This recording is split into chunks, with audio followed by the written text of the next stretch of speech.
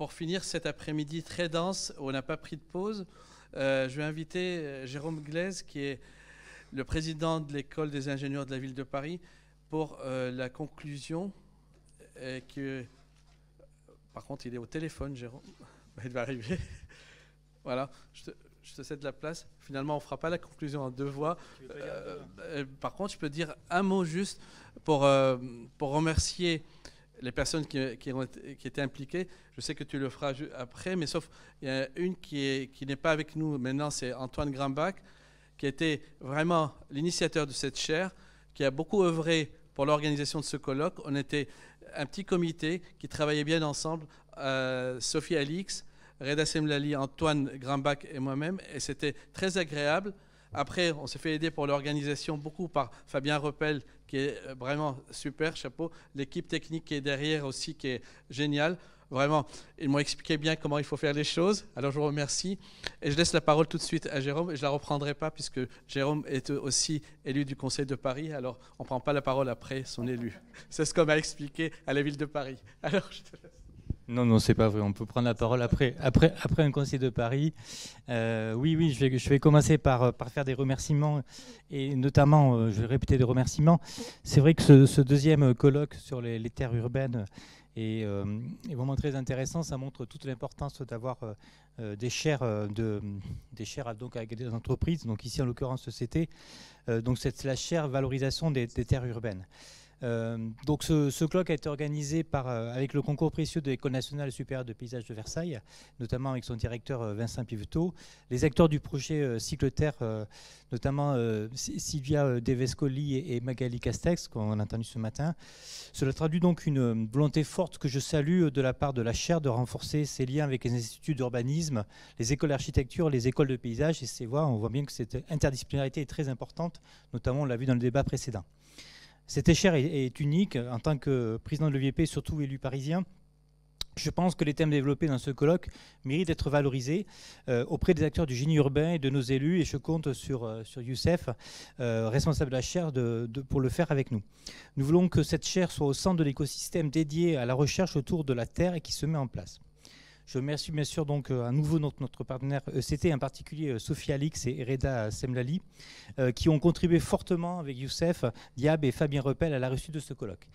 Une dédicace spéciale donc à Antoine Grimbach, qui a malheureusement dû nous quitter hier précipitamment pour des raisons personnelles. Donc il n'a pas pu participer comme il aurait voulu. Notamment, il a été un acteur très important sur la préparation de cela. Alors je voudrais dire quelques éléments sur le fond par rapport à ce que j'ai pu écouter. Malheureusement, je n'ai pas pu tout écouter, ça m'attriste, parce qu'il y a des choses que j'ai découvertes en discutant avec certains intervenants après. Voilà. Alors, je vais faire d'abord une petite digression, c'est que je vais prendre ma casquette d'économiste. Donc, on parle de valorisation des terres. La valeur, c'est sans doute un des concepts les plus complexes en économie. D'ailleurs, il y a très peu d'économistes qui travaillent sur ce sujet aujourd'hui, alors que historiquement, dans les premiers travaux d'économie politique, en commençant par Adam Smith, donc la question de la valeur est la première des questions que se posent les économistes. Après, il y a le passage donc, de la valeur au prix. Et c'est vrai que quand il n'y a pas de prix, il n'y a pas de valeur, et donc on fait n'importe quoi. Donc ça avait été dit un peu en introduction hier sur les terres. Pendant très longtemps, donc, tous ces terres n'avaient pas de valeur, donc on les laissait sur place, on les laissait polluer, on les laissait donc, au contraire, elles avaient même un coût et pas de valeur, et donc c'était très maltraité. Donc quand c'est à zéro, donc les économistes ne s'intéressent pas à ces sujets-là. Alors attention, quand on met un prix ou une valeur, on peut avoir des problèmes d'effet prix, c'est-à-dire que le prix qu'on donne risque donc de modifier les usages, de faire en sorte que on va privilégier donc certains usages par rapport à d'autres, et donc ça c'est aussi un autre problème. Donc l'absence de prix peut être un problème, la définition de prix peut être aussi un problème.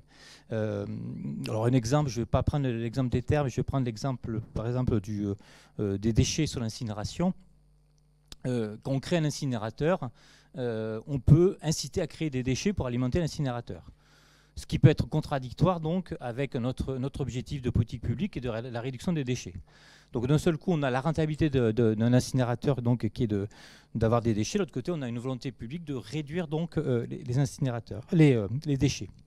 Alors on peut avoir ce même problème sur la question des usages, et d'ailleurs c'était la question qui a été posée d'ailleurs par Reda, par rapport à la loi, où il y a un conflit d'usage, un conflit de savoir. Non, c'est un peu inhérent en fait à ce type de problématique. C'est quand même la tragédie des communs, donc un article de 69 dans la revue Nature, qui montre bien que des fois, donc surtout par rapport à des biens communs, il y a des conflits qui nécessitent donc ce qu'il appelle la tragédie des communs. Et donc notamment la grande économiste Elinor Ostrom, qui a eu le prix Nobel pour ça, donc elle a réfléchi, c'est comment on dépasse ces conflits. Parce que ces conflits en fait sont inhérents à ce type de problématiques, de la gestion des biens communs. Il y a toujours un conflit d'usage. Là, la question, et d'ailleurs j'avais écrit une tribune là-dessus sur le foncier comme tragédie des communs. Entre ce qu'on va utiliser l'espace non bâti, soit pour faire un espace naturel, un jardin ou un parc, ou est-ce qu'on va faire du bâtiment. Ça, c'est inhérent à tout type de problématique qui pose la question en fait d'avoir des choix et des analyses. Et c'est pour ça que l'interdisciplinarité est très importante.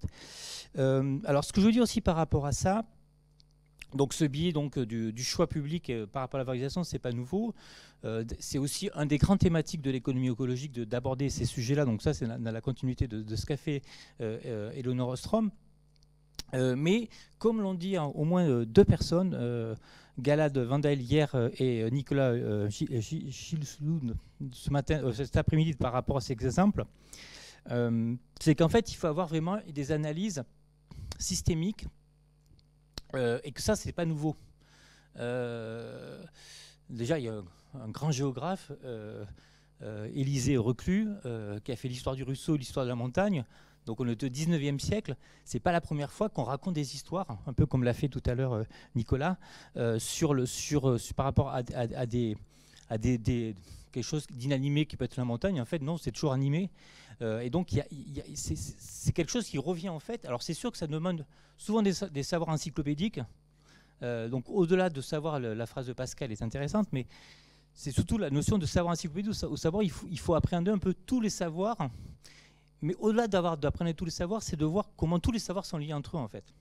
C'est qu'il n'y a pas, en fait, c'est le problème de la science comme une science en silo, chacun a sa connaissance.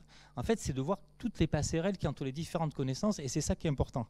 Et on le voit très bien que dans un sujet aussi important que la Terre, c'est un sujet qu'il faut vraiment avoir d'une manière donc pluridisciplinaire. Donc c'est ce qu'on appelle les approches écosystémiques. Et ça, alors pareil, si on reprend ce 19e siècle, c'était intéressant aussi sur les exemples qui étaient racontés tout à l'heure.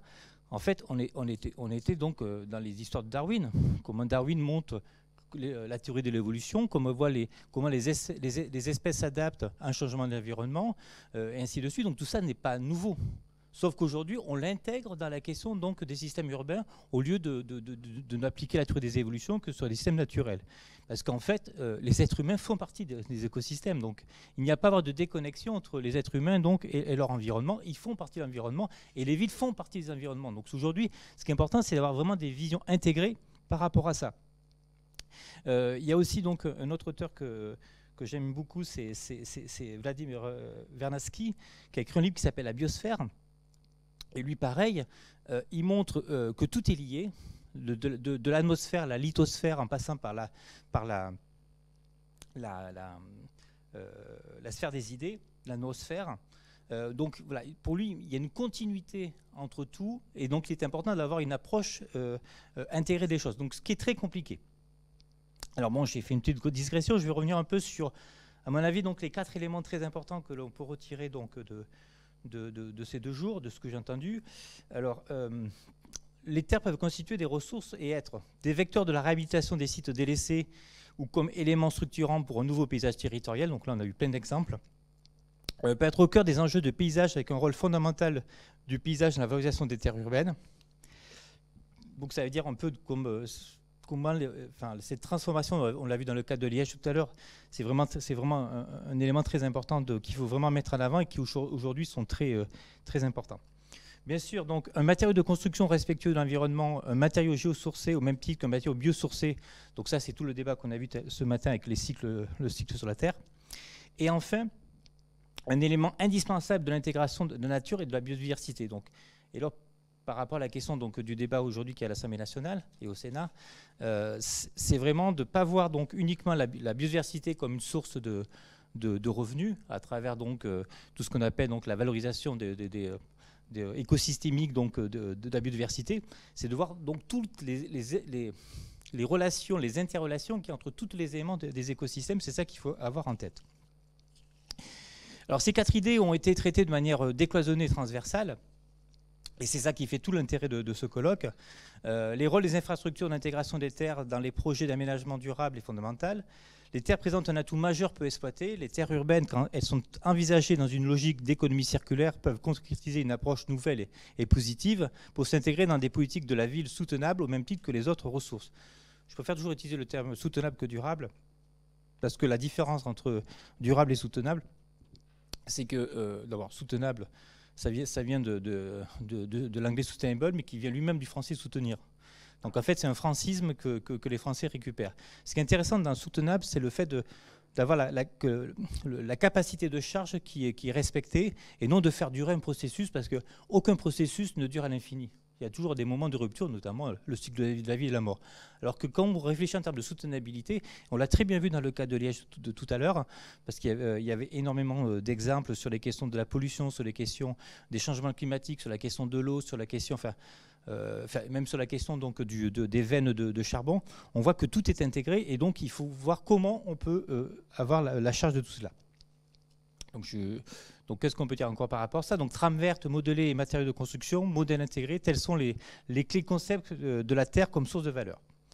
Alors les exemples de projets français comme Cycle Terre ou internationaux Liège ou Le Caire, présentés durant ces 2 jours, illustrent pleinement le gisement d'innovation et de créativité possible.